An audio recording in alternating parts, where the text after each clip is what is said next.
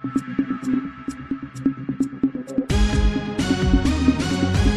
महान्यूज.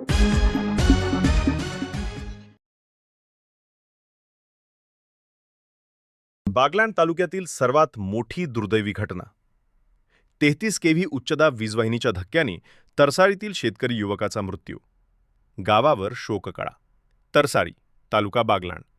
बागलाण तालुक्यात मन हेलावून टाकणारी दुर्दैवी घटना घडली असून शेडवर चढून साफसफाई करत असताना 33 केव्ही उच्चदाब वीजवाहिनीच्या धक्क्याने तरसाळी येथील प्रवीण दत्तात्रेय रौंदळ वय 39 यांचा दुर्दैवी मृत्यू झाला.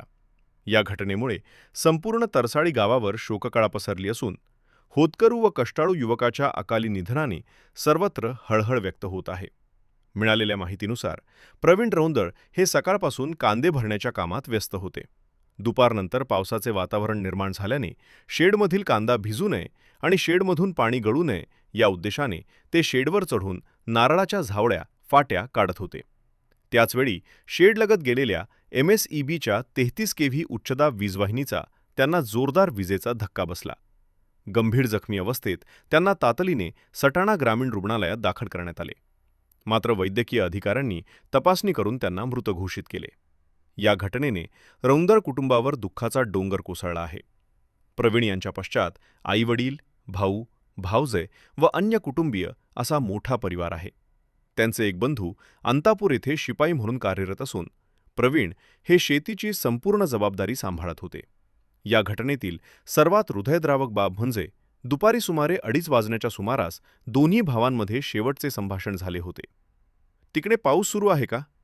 असा प्रश्न मोठ्या भावाने विचारला असता प्रवीण यांनी "नाही दादा" असे उत्तर दिले. तोच त्यांच्यातील शेवटचा संवाद ठरला.